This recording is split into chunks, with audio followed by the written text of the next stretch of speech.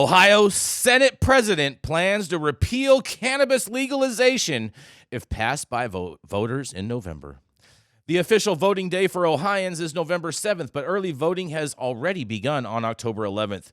This is a significant year for cannabis because cannabis legalization measure, which is labeled as Issue 2, is appearing on the ballot. However, some legislators are not thrilled with the idea that cannabis legalization could be approved. They announced plans to possibly repeal the law if it does get passed. Senate President Matt Huffman spoke on the Senate floor in opposition of SR 216, stating that it will be coming right back before this body and will likely receive changes. We're going to have a mental health crisis on our hands, Huffman said. If voters approve Issue 2, we are going to pay for this for years and years and years, and it's only going to get worse, he added. That he will push to review and repeal parts of the bill if it gets passed. In another quote, he says, if Issue 2 passes, there will be more teenagers in the state of Ohio committing suicide, Huffman said. Another quote, and our reaction to that will be, let's make marijuana legal, because by that time, more people will be making lots of money. It will be, maybe we should hire drug counselors, get into the schools, talk about kids not taking drugs, but by then it will be too late. It'll be even more part of our culture, and no, I'm not a scientist, but I'm a person who can look at facts and listen to scientists and know that that's true, he says. Just as early voting began last week, Republican Senator Mark Rumachek and Representative Terry Johnson, along with 14 other co-sponsors, introduced Senate Resolution 216, claiming all of the potential harms that legalization will bring if voters choose to vote and approve Issue 2.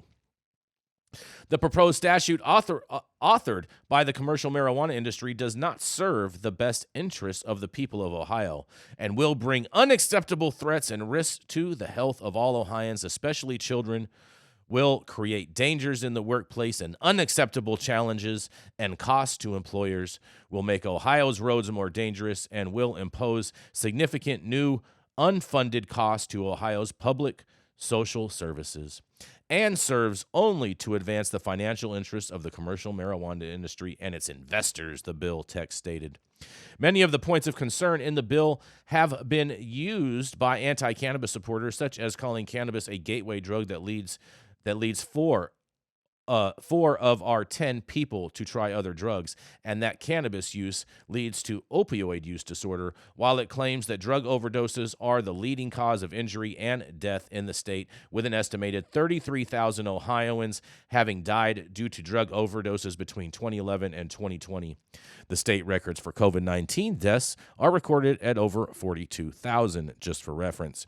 The Center for Disease Control and Prevention shows that the top 10 leading causes of death in 2017 for Ohioans was heart disease, cancer, accidents, chronic lower respiratory disease, stroke, Alzheimer's disease, diabetes, flu, pneumonia, kidney disease, and spectema? I've never heard of that one. The resolution also included claims that regular cannabis use can irreversibly reduce intelligence, memory, and learning ability, along with claims that underage cannabis use causes risk of academic performance, IQ, and behavior, and that cannabis in adolescence leads to risks of psychosis, a severe mental disorder characterized by distorted thinking and loss of touch with reality, as well as depression and suicide. They conclude the bill text by stating that they urge voters to reject Issue 2 to preserve and protect our state's high quality of life, the health and safety of our citizens, the strength and prosperity of our communities, and strong economic growth, our favorable environment for business successes and opportunity for all citizens, and the future of our young people. The campaign group submitted nearly 130,000 signatures to get Issue 2 on the ballot after first coming up short of the necessary 124,046. And it looks like in a quote, "It looks like we came up a little short in the first phase, but now we have 10 days to find just 679 voters to sign a supplemental petition. This is going to be easy because a majority of Ohioans support our proposal to regulate and tax adult use cannabis," said the Coalition to Regulate Marijuana Like Alcohol, the CRMA spokesperson Tom Herron says. A recent poll from the CRMA, which is the same advocates group behind the initiative, found that 3 out of 5 Ohioans plan to support the measure come November. A similar poll conducted in September 2020 showed that voters said they were 29% strongly approving and 34% somewhat approving, and 63% in total, compared to this year's results with 50% strongly approving and 17% somewhat approving, and that's a total of 67%. Recent projections from Ohio State University show that the state could generate somewhere between $275 million to $403 million in adult use tax revenue by the 5th year of legalization. Man, oh man, I am so sick of these politicians always thinking that they know better and always going against the will of the voters. This is just ridiculous to me, but nonetheless, I want to hear what you guys have to say. And this is Jason Beck for the High at 9 News. What do y'all think? So I'm wondering if any of them have actually looked at statistics for all the things that they mentioned, increase in child use, loss of intelligence. Like, is this just somebody telling them this? They are Yes, not I believe coming that. with this information. It's not research backed. It's just If somebody, you, No, some if, lobbyist in their ear from Sam mm-hmm. that's pretty much. telling Sounds them like that all of these things will sounds like happen. But yep, these things haven't happened in other states. Well, I agree yeah, with you, sounds like Nicole. it's This definitely heard it sounds at like Project church. Sam. What's that, Todd? Yeah, and also I said it sounds like he it, heard it, it in it, church. You Yeah. think he heard it in You church? know, I mean, but, I don't. but that's what it sounds like to Jason, me. Jason, I would be remiss if I didn't give us one of these. What's that? We're not hearing nothing, Rico. Isn't that working? No. The swag for Ohio, Oh, swagging swag in like Ohio. Ohio. Swag. Um, Oh, man. I just want to. Am I the only one that finds it strange that Ohio's own native son, the champion of tears himself, John Boehner, was so instrumental The champion of tears. in moving conservative voices and conservative leaders forward in the business and the economic benefits of cannabis early on.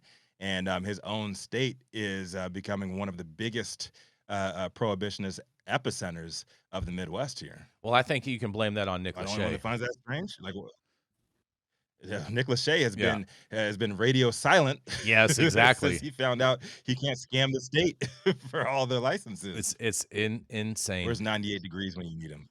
Man, to me, this is just so crazy that they want to go against the will of the people. And I hope the voters in Ohio see this and they reject these politicians on their next upcoming election. 100%. I think I hope more people are just pointing out the hypocrisy of the conservatives. Yeah, the conservative leadership in each of these states that want to say they're champions of the people, they're champions of states' rights, they're champions of municipalities and their rights. But then when stuff like this comes up, they're like, "Oh no, you guys can't have what you want." Let's recount it. Yeah, we have to. It's clearly election interference, and Yep. that's what must have happened. The people don't really want that stuff. Yeah, that's a misread. They don't know what they want. It's all fake. They want what my donors tell me that they want. Exactly. That's pretty much what it is. Exactly. That's just the much. fact that he's out spewing those fake facts about how marijuana affects society. It's reefer madness is what he's doing. Yeah, and not to mention he just threw a whole bunch of basically shit on the wall and seeing what sticks and what will actually resonate with people. He didn't point to any specific statistics or any type of quantified data at all whatsoever. He just basically grabbed a whole bunch of shit, threw it on the wall, and wants to see what will resonate with the voting base. I think he's Kind counting of like on what Trump save does the every time he kids. gets the mic, right? Trump tells the It's kinda what truth. Trump does when he gets the mic. Trump just tells the truth. He tells truthiness. Mm-hmm. You know a Social different truth Trump is- than we all know? I know there's only one Trump. I'm like, who are you talking Oh. about, Jason? Truth What? Trump. Truth Trump. Eric. I think we Tiffany? all need to realize that these are not lobbyists saying things into his ear. This is a man with a computer and a button called Google. And what he is doing is just looking at the bullshit that is put out by the media and everybody else. I guarantee you no one is spending major lobbying dollars out there in Ohio to tell this guy to go against this shit. What's happening is he is doing this of his own volition. There are plenty of cute little staffers there as well. Let me find out some facts about cannabis. And you can find out any bullshit you want to find on the internet to go with your argument and what your boss wants you to find out. To justify your narrative, you're I saying. think we need to come to the realization that if this industry wants to move forward and wants a place with lawmakers, we need to do a fucking lot of educating. And I'm also talking about reporters. It's not, I mean, we sit on here and talk about these guys spewing the wrong stuff all the time, but who's listening to us, truly? It's a bunch of people who are already pro-cannabis. And until you can start changing hearts and minds and get people who don't hear these arguments to listen, it's going to continue to stay this way. I would beg to differ there, Gretchen, because looking on ohio.us, and there's a list of executive agencies, the biggest lobbying groups in Ohio. Healthcare has the #1 amount of lobbyists with 563 registered in the state. So you have big healthcare lobby there, and they are probably pushing this prohibitionist rhetoric right into the legislators' ears. I mean, for us to think that healthcare is running scared of cannabis, y'all are out of your minds. Healthcare is going to eviscerate cannabis.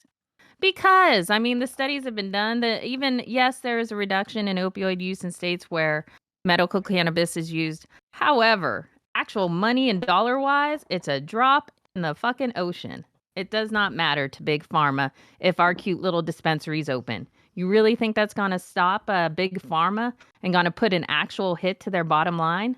Let's get honest. Well, the biggest spender there is a Wholesale Beer and Wine Association of Ohio. I can see them pushing back on cannabis more than absolutely. Else, and I have talked to plenty of wine and beer folks over the years, and they have come to me before with like, oh my God, I've seen these polls that people are changing their minds. They're switching from they're switching from alcohol and they're turning to cannabis. And my question to them is, have you seen that decline in your sales? And they're like, well, no. Well, perhaps it's some bad fucking polling. I mean, come on, people. You got to look at what's really happening. Yes, we think that pharma's scared, alcohol's scared, tobacco's scared. But their sales aren't hurting because cannabis is coming to business. Bud Light sales dropped. I think, they need to change their attitude and go get some good polling. Hit the strip club, so you know what I'm talking about. Oh boy! Oh boy! Oh boy! Oh boy! This industry needs a dose of reality. That's I agree true. with Gretchen. All of those industries she just named, as soon as cannabis becomes legal, they're jumping right in. They're already in. Pepsi's already making hemp beverages. Marlboro's already growing hemp, ready for cigarettes to hit the market. Like they're not being threatened by what we're doing. And it's the consumer that if the consumer is not educated and people who don't use, like she said, we got to start having conversations with more people that don't agree with us, that don't touch cannabis. And that's going to be the key to changing hearts and minds. Very, very, very true. Very true. Making it personal for them. Gretchen, you don't think that a lot of these talking points were put together by Project Sam for these legislators? No, and to think that Project Sam has a ton of money to be spending it on these talking points, I think those talking points might be somewhere on a website, but to think that Project Sam has the money to be out there lobbying all these different states, that's crazy. I don't know. I think they got the money for that. I think they got the money. Okay. I think they got. Continue to believe that your thoughts are facts, Jason Beck. I was just saying that I think they do have money. Your typical, they don't, but. Okay, I didn't. The amount of money to do state lobbying in all of these places is a lot more money than they have. It's not really all these places. It's only states that have legislation on the ballot, and that's only a handful of states right now. Over the years, forever. Okay, Jason, you're right. I'm wrong. That's not what I was saying. We're having a discussion. It was not even about being right or wrong. I'm telling you, you're wrong. You think you're right. I think I'm right.